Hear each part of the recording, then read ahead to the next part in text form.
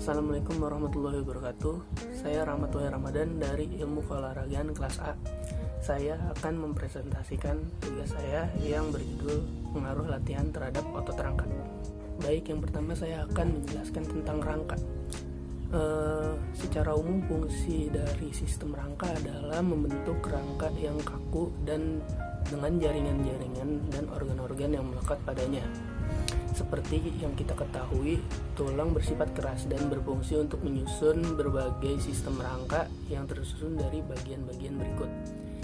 Yang pertama yaitu osteoprogenitor, merupakan sel khusus yaitu derivate mesenkimia yang memiliki potensi mitosis yang mampu mendiferensiasi menjadi osteoblast terdapat di luar membran yaitu periosteum.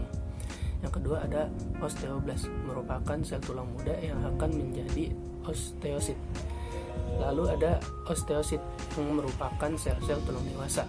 Dan yang terakhir ada osteoklas yang merupakan sel yang berkembang dari monosit dan terdapat di sekitar permukaan tulang. Rangka tubuh merupakan komponen terpenting dalam tubuh manusia yang memiliki fungsi utama sebagai berikut. Yang pertama, memberi bentuk tubuh. Tulang rangka menyediakan kerangka tubuh sehingga menyokong dan menjaga bentuk tubuh.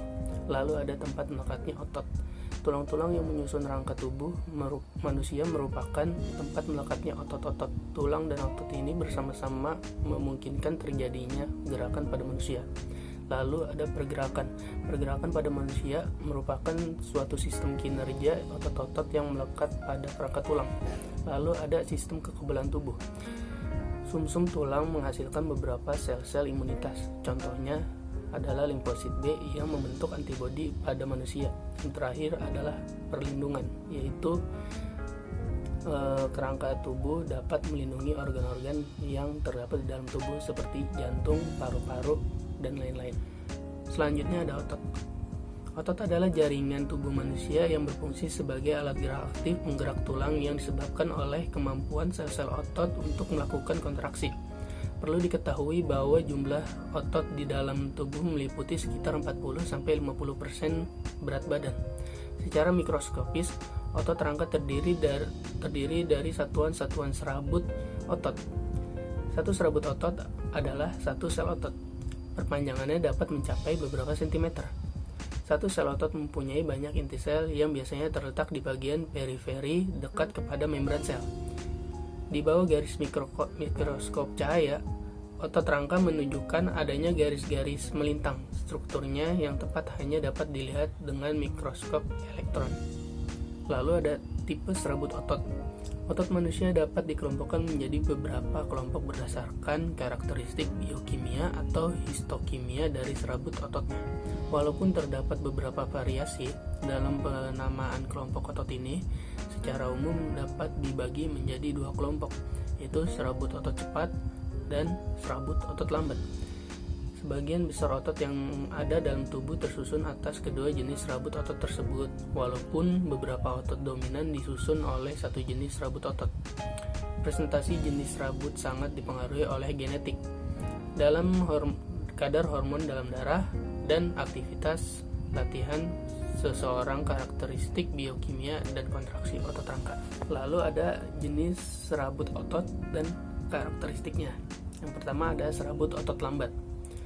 Kecepatan kontraksinya lambat, kekuatan kontraksinya rendah, kapasitas anaerobiknya rendah, kapasitas aerobiknya tinggi, densitas kapiler tinggi, densitas mitokondria tinggi, ukuran motor neuron kecil, substan utama yaitu trigliserida, aktivitas intensitas rendah jangka panjang.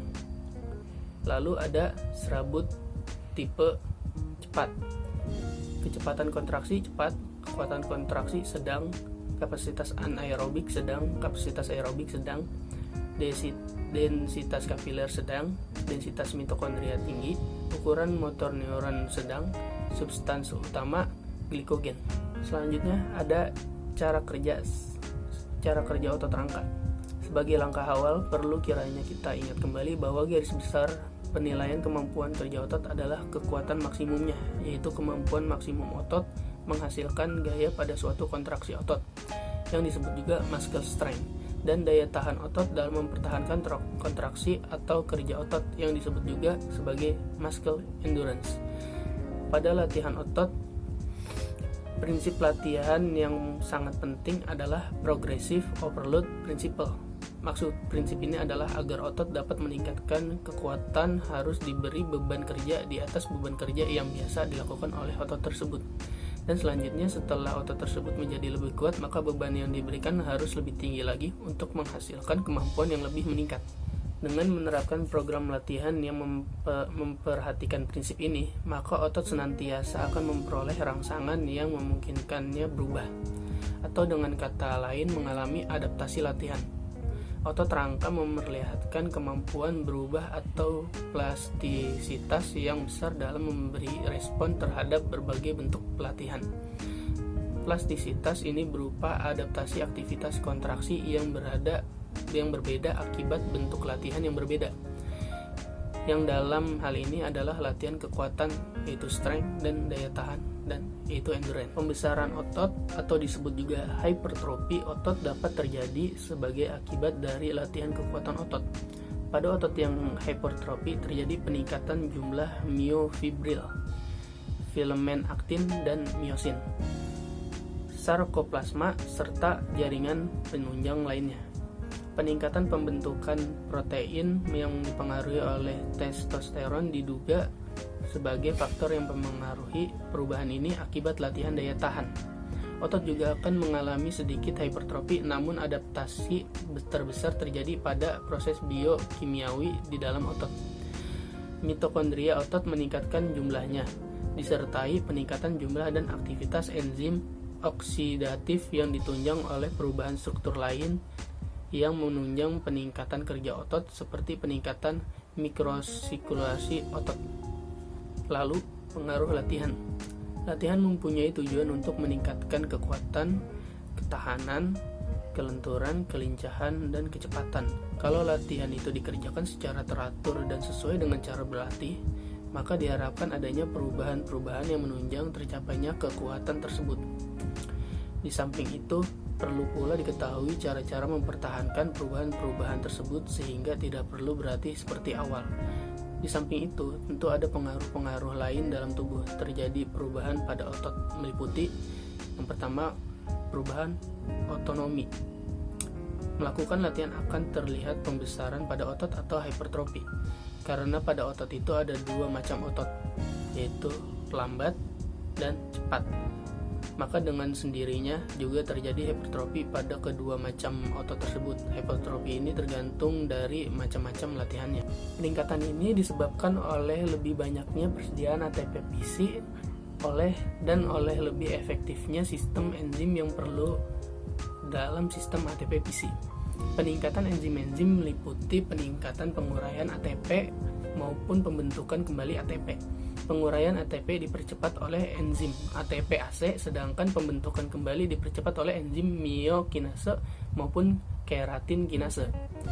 Peningkatan glikolisi aerobik, yaitu asam laktat. Enzim yang paling penting dalam glikolisa ini adalah PFK atau phosphofructinase.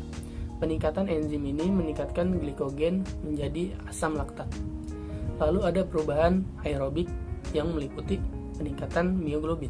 Mioglobin adalah pigmen pengikat O2 dalam otot yang berfungsi sebagai penimbun O2. Peningkatan oksidasi karbohidrat. Latihan meningkatkan kapasitas otot untuk mengubah glikogen menjadi CO2 dan H2O serta ATP dengan pertolongan oksigen. Lalu kita akan membahas perubahan struktur otot melalui latihan beban. Yang pertama ada hypertrofi. Pembesaran otot yang dihasilkan dari program latihan beban terutama berhubung meningkatnya luas penampang melintang atau cross sectional area serabut otot seseorang. Peningkatan diameter serabut otot dinamakan hipertrofi. Sebaliknya, penurunan ukuran serabut otot dinamakan artrofi atau hipertrofi. Pada otot yang tidak terlatih atau untrained, diameter serabut serabut otot sangat bervariasi. Tujuan dari latihan program kekuatan adalah untuk menjadikan otot dalam ukuran yang lebih kecil menjadi ukuran yang lebih besar. Lalu, hipertrofi dan level testosteron. Dipercaya bahwa besarnya massa otot dan hipertrofi yang dihasilkan oleh program latihan beban berhubungan dengan tingginya level hormon laki-laki testosteron. Ini benar, karena terutama berhubungan dengan efek maskulinisasi latihan beban pada laki-laki. Dalam hal ini, level testosteron darah berbeda, dan ini karena berhubungan dengan fisiologis atau fungsionalnya. Lalu ada komposisi biokimiawi dan serabut otot. Perubahan komposisi biokimiawi dan serabut otot yang terjadi setelah mengikuti program latihan beban adalah sebagai berikut. Yang pertama, meningkatkan konsentrasi kreatin otot sebesar 39%, PC 29%, ATP 18%, dan glikogen 66%. Lalu meningkat atau tidak berubah aktivitas enzim glikolitik fosfofruktokinase atau PFK laktat, dehidrogenase atau LD, atau fosforilase otot, dan heksokinase. Lalu medikit atau perubahan tidak konsisten aktivitas enzim bolak-balik seperti miokinase dan kreatin fosfokinase. Lalu ada mesil tetapi meningkat secara bermakna pada sistem aerobik. Aktivitas enzim-enzim Krebs circle atau siklus Krebs seperti malate dehidrogenase atau MDH atau succinic dehidrogenase atau SDH tidak menjadi interkonversi antara fast twist dan slow twist fiber atau otot cepat dan otot lambat. Lalu menurunnya volume atau kepadatan mitokondria berhubung meningkatnya ukuran miofibril dan volume sarkoplasmik retikulum. Lalu ada hipertrofi tertentu pada otot-otot yang otot cepat sebagai tanda meningkatnya area otot cepat dan otot lambat. Efek latihan pada membran otot. Interaksi lintas jembatan atau produksi paksa dimulai sebagai hasil dari serangkaian peristiwa mengarah ke pelepasan ion kalsium dari retikulum sarkoplasma. Ini urutan peristiwa disebut sebagai as eksitasi kontraksi coupling atau isi coupling. Penurunan efisiensi atau block e-coupling akan menyebabkan penurunan atau hilangnya kekuatan kontraktil. Perubahan seperti ini memainkan peran penting dalam kelelahan serat otot dan fenomena terkait. Potensi aksi sarkolemal dari banyak serabut otot yang aktif secara simultan dapat direkam dengan elektroda ekstraseluler pada atau dalam otot, yaitu menggunakan elektromigrafik atau EMG teknik. Amplitude aksi sarkolemal potensi dapat menurun selama aktivitas yang berkepanjangan, mungkin sebagai hasil dari perubahan konsentrasi elektrolit transmembran. Efek lain yang bisa terlihat aktivitas intens adalah penurunan propagasi kecepatan potensial aksi di sepanjang sarkolemal. Akibatnya, spektrum frekuensi EMG bergeser ke frekuensi yang lebih rendah, perubahan yang sudah sering diartikan sebagai tanda otot kelelahan.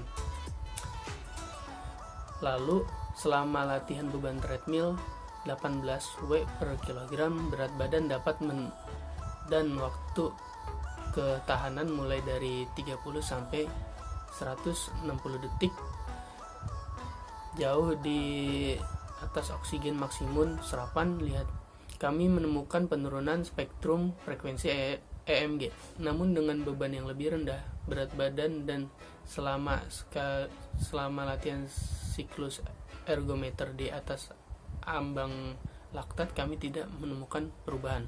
Temuan ini menunjukkan bahwa selama latihan yang dinamis, perubahan lokal dalam sel otot hanya terjadi pada beban kerja supramaksimal jauh di atas VO2 max. Pada beban kerja supramaksimal ini, turnover ATV mungkin begitu kuat sehingga akumulasi otot metabolit di dalam sel dapat terjadi selama olahraga. Lalu kita akan membahas variabel latihan dan hipertrofi otot. Konsisten dengan prinsip spesifitas, manipulasi variabel pelatihan yang tepat sangat penting untuk memaksimalkan hipertrofi otot akibat olahraga. Berikut ini adalah ulasan tentang bagaimana setiap variabel pelatihan berdampak pada respon hipertrofik sehubungan dengan fisiologis variabel yang sebelumnya dibahas. Pertama ada intensitas. Telah terbukti memiliki dampak signifikan pada hipertrofi otot dan bisa dibilang merupakan variabel latihan yang paling penting untuk merangsang pertumbuhan otot. Intensitas biasanya dinyatakan sebagai presentasi 1 RM dan sama dengan jumlah pengulangan yang dapat dilakukan dengan bobot yang diberikan. Pengulangan dapat diklasifikasikan menjadi 3 rentang dasar. Pertama, rendah 1-5, sedang 6-12, dan tinggi 15 ke atas. Masing-masing rentang pengulangan ini akan melibatkan penggunaan sistem energi yang berbeda dan membebani sistem neuromuskuler dengan cara yang berbeda, berdampak pada sejauh mana respon hipertrofik. Lalu ada volume. Satu set dapat didefinisikan sebagai jumlah repetisi yang dilakukan secara berurutan tanpa istirahat. Sedangkan volume latihan dapat didefinisikan sebagai produk dari total repetisi, set, dan beban yang dilakukan secara sesi latihan. Volume tinggi, protokol multiset secara konsisten terbukti lebih unggul daripada protokol set turun sehubungan dengan peningkatan hipertrofi otot. Lalu ada seleksi latihan. Ini adalah prinsip kebugaran yang diterima dengan baik bahwa berbagai parameter latihan dapat menyebabkan pola aktivitas yang berbeda di dalam kompartemen otot dan membuat sinergis lebih aktif atau kurang aktif. Ini sangat penting dalam protokol yang berorientasi hipertrofi, di mana mempromosikan pertumbuhan jaringan otot yang seragam sangat penting untuk memaksimalkan ketebalan otot secara keseluruhan. Lalu ada kegagalan otot. Kegagalan otot dapat didefinisikan sebagai titik selama set ketika otot tidak lagi dapat menghasilkan kekuatan yang diperlukan untuk secara konsentris mengangkat beban yang diberikan. Meskipun manfaat pelatihan untuk kegagalan masih menjadi masalah perdebatan, umumnya diyakini bahwa pelatihan untuk kegagalan otot diperlukan untuk memaksimalkan respon hipertrofik. Kecepatan pengulangan. Kecepatan pengangkat melakukan pengulangan dapat mempengaruhi respon hipertrofik. Meskipun ada keterbatasan baik dalam jumlah penelitian dan aspek desain penelitian, beberapa kesimpulan dapat ditarik pada topik tersebut. Sehubungan dengan pengulangan konsentris, ada beberapa bukti bahwa pengulangan yang lebih cepat bermanfaat untuk hipertrofi. Perubahan pada sistem otot rangka sebagai akibat latihan. Kurang lebih 40% dari tubuh manusia adalah otot rangka. Otot rangka pada manusia berperan dalam melakukan gerak. Otot rangka menempel pada tulang yang memungkinkan tulang bergerak selama melakukan aktivitas jasmani karena kontraksi otot-otot tersebut. Jaringan otot terdiri dari sel-sel otot. Seberkas otot terdiri dari vasikulus. Vasikulus merupakan kumpulan serabut-serabut myofibril atau sel-sel otot. Myofibril terdiri dari unit-unit kontraktil yang disebut sarkomer. Sarkomer merupakan miofilamen yang terdiri dari aktin, filamen tipis, dan miosin, filamen tebal. Menurut Sukarman, tahun 1987 menjelaskan bahwa pembesaran otot atau hipertrofi oleh latihan beban biasanya disertai perubahan-perubahan, yaitu peningkatan diameter dan jumlah myofibril, protein kontraktil atau filamen miosin, peningkatan jumlah kapiler, peningkatan kekuatan jaringan ikat, tendon, dan ligamen. Di samping itu juga terdapat perubahan biokimia seperti peningkatan fisik, fosfokreatin, ATP, adenosin trifosfat, glikogen, enzim-enzim aerobik, dan enzim-enzim anaerobik. Aktivitas otot yang dilakukan berulang-ulang menyebabkan bertambahnya besarnya otot skeletal atau hipertrofi. Biasanya latihan yang bersifat latihan kekuatan akan menyebabkan hipertrofi otot, sedangkan latihan yang bersifat ketahanan menyebabkan bertambahnya jumlah kapiler. Kedua-duanya akan meningkatkan kekuatan otot yang dapat dilihat dari kesanggupan menghasilkan kontraksi yang lebih kuat, mengulangi kontraksi yang lebih cepat, dapat melakukan kontraksi dalam waktu yang lebih lama. Efek latihan fisik pada fungsi otot yang sakit. Latihan kekuatan khusus mengurangi rasa sakit dan meningkatkan aktivitas maksimal, khususnya nyeri pada otot trapezius yang nyeri. Menyebabkan peningkatan kekuatan bahu pada wanita dengan trapezius myoglia. Selain itu, penurunan beban kerja relatif secara tidak langsung dapat menambah rasa sakit. Mekanika otot yang diadaptasi dengan latihan. Berdasarkan pola isoform MHC, otot rangka tungkai mamalia dewasa mengandung 2 jenis serat dan pada beberapa spesies 3 jenis serat cepat. Dan otot-otot yang lambat seperti soleus terutama mengandung serat tipe 1 yang lambat, sedangkan otot-otot yang bergerak secara cepat terutama terdiri dari campuran isozim miosin cepat. Generasi kekuatan melibatkan interaksi lintas jembatan dan transisi dari keadaan lemah, kekuatan rendah ke keadaan kuat, kekuatan tinggi AM sampai ADP.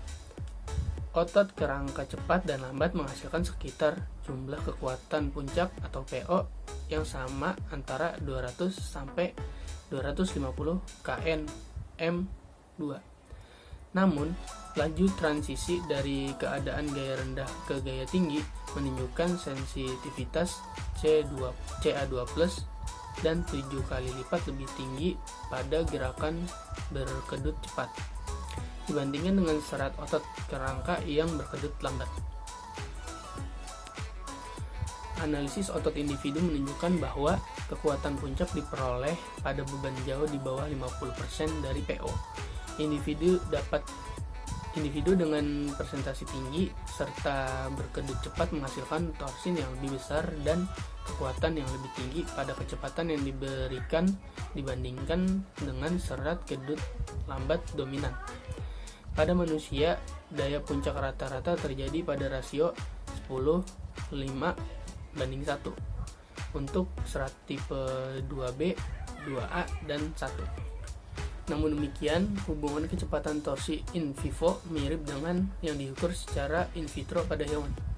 Pengamatan ini menunjukkan bahwa sistem saraf pusat sedikit ada penghambatan dan bahwa subjek sehat dapat mencapai aktivitas otot-otot mereka secara maksimal. Walaupun tegangan isometrik puncak tidak tergantung pada distribusi jenis serat, ada korelasi positif antara presentasi serat cepat dan output torsi puncak pada kecepatan isotonik sudut sedang hingga tinggi. Akibatnya, output daya puncak secara substansial lebih besar pada subjek yang memiliki dominasi serat cepat. Sifat mekanis otot lambat dan cepat beradaptasi dengan program latihan teratur. Induksi latihan respirasi pada kelelahan otot.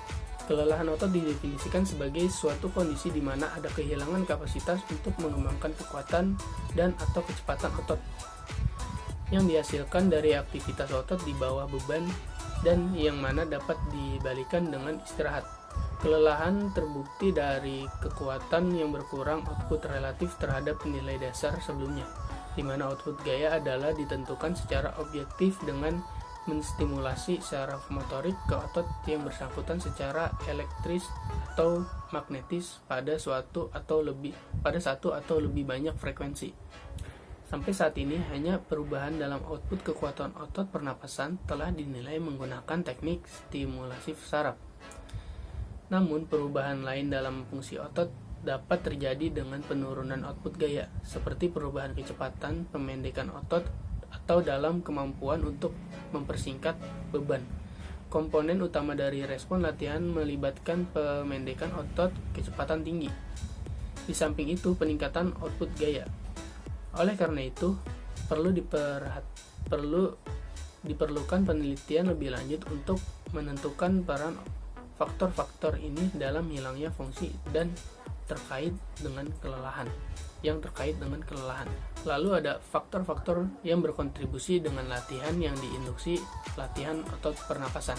Penyebab kelelahan otot pernapasan yang disebabkan oleh olahraga adalah disebabkan oleh tingginya tingkat kerja otot pernapasan itu harus dipertahankan selama latihan berat.